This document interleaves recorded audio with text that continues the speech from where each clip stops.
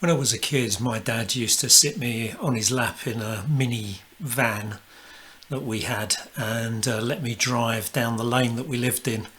So I guess that would have been my earliest driving experience. And then actually a bit later, when I was about 10 years old, I drove on Pendine Sands in Wales.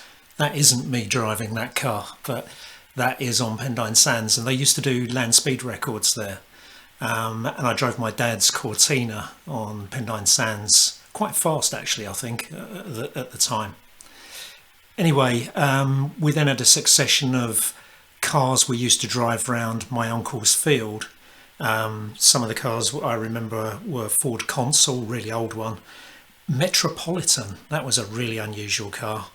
Reliant Robin Supervan, yeah, whole bunch of them.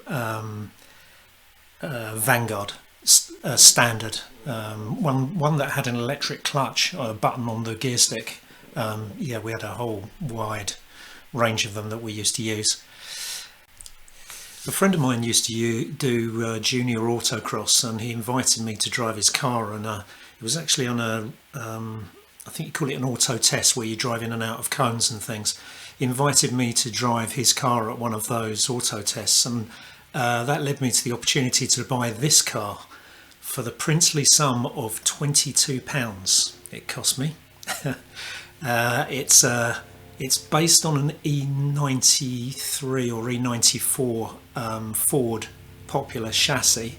It had a 1 litre side valve engine, and you weren't allowed to do any modifications.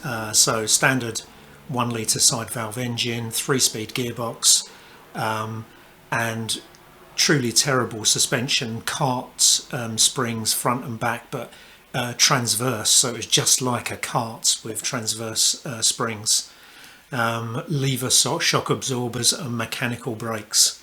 Yeah, horrific, but it was great fun. So we started with that. That was 1973, and the following year, 1974, when I was 15, I think. I was probably 16 by the time this picture was taken.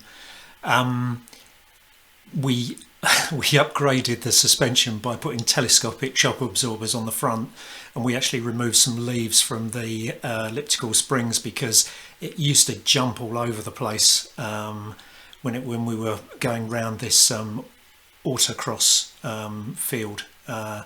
So 4 on a track. They went off 2 at a time in pairs, and then we just race against each other. 4 classes. I was in the class called Specials, which as you can see, this is just a home built thing. I didn't build it, I bought it, as I said, and I think I sold it eventually for about the same price as I paid for it, £22. I might have got 25 for it actually. Yeah, so it was really great fun to do, and sort of got me a bit hooked on racing cars. By the way, that tartan, my mate who's standing in the background with the blue shirt, blonde guy with the blue shirt, he hand painted that tartan onto the car. It took him ages, and I think he really regretted suggesting it in the end. It just became a total labour of love. On reaching the age of 16, I became ineligible for racing junior autocross, bizarrely at 16. I wasn't sure what I was going to do next, but some friends, and in particular a guy who used to run our youth club, a guy called Dick Wilson, used to go marshalling at various circuits, and so I started marshalling at club events basically. And I only really marshalled at 2 tracks, Brands Hatch and Snetterton. I tried to collect programs from every track, and you can see this one says 15th, is it 18th of May 75. I think this may have been the first time I marshalled actually. I definitely don't have every program, because I know there are cars that I saw race that don't appear in the programs that I have. So, yeah, so this would have been things like Formula Ford 1600, Mini 7, Mini Miglia, all sorts of sports car races. Some of the people I remember seeing, I saw Jonathan Palmer driving a Marcus, I think it was, particularly quickly. In fact, I think he holds at the time he held the lap record at Brands Hatch in that Marcus, and maybe even at Snetterton. Jerry Marshall driving his Forenza. I remember marshalling a meeting with him there. A guy called Tony Strawson, who originally had a really smart Capri and then had a fantastic looking Corvair. I've got a picture of that Corvair somewhere, so I remember all of those. I tell the story that I saw Ayrton Senna racing Prost in Formula Ford, but it turns out that was rubbish, because Ayrton Senna didn't start racing Formula Ford till I think it was 81, and I'd stopped marshalling by then. And Alain Prost never raced Formula Ford. He only raced Formula Renault, I think, and that was in Europe. So I don't know where I got that idea from. One person I do remember seeing race was Davina Galica. So those of you who are of an age will remember that Davina Galica was the first and I think only woman to ever have raced in a Formula One Grand Prix. I remember her racing. I also used to be very keen on special saloon car, and in particular I was totally taken by the guys who used to race 1 litre Hillman Imps.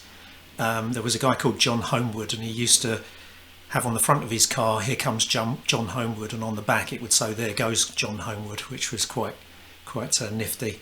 And also Rob Mason and a guy called Humberstone. I can't remember his first name. Anyway, John Homewood would tour around slowly, waiting for 2.5 litre Vauxhall Forenzas to catch up with him during practice and qualifying, so that he could race against them. It was quite amusing. So that started my interest in racing an Imp. Plus, I'd helped my dad rebuild an Imp for my mum to use as a daily, and so I had some knowledge of them, and I'd done the inevitable head gasket on them, and this was when I was quite young, sort of about 15. So I had some knowledge of them, so I thought perhaps that's a way to go. I started the build of this car in 1977, and this picture, it was the end of 1977, and this picture was taken in, I think it's April 1980, by my mate Nels, who we used to go marshalling together, and also he used to help me with the car. Yeah, it took a long time. I was 19 when I started, and 21 when I'd finished it, and obviously you get a lot of distractions, I'm sure you can understand, during that period of your life. And so I wasn't very focused on it, but I did get it done. So just to give you a rundown of the car, it's a 998 standard. Well, it's an imp engine bored out to 998. It has to be sleeved, I think, if I remember rightly, with a Jack Knight gearbox, which had straight cut gears and dog clutches rather than synchros. It was normally aspirated. It had 4 Del Auto 40s, I think they were. It produced 110 brake horsepower at 9,500 RPM. It was quick, because I'd cut a lot of metal out of it, which I'll tell you about in a second, but I did calculated 130 plus down the straight at Snetterton when I was testing it, so it would really go.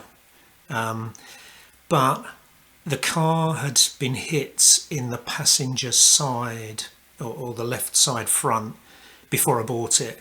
The damage didn't seem that bad, but I think that compounded with the fact that I cut out way too much metal and didn't put enough strengthening back in, meant that I couldn't get the camber to stay static on the left hand front. It kept increasing every time I went out and did laps, which was a bit worrying. So that, and I had an oil leak as well, meant that I had to curtail my testing. And so I started to rebuild the car, but then life happened, marriage, kids, not that I regret any of it. I've got a lovely wife and lovely kids, but you know, these things happen. And so 40 years later, I'm trying again.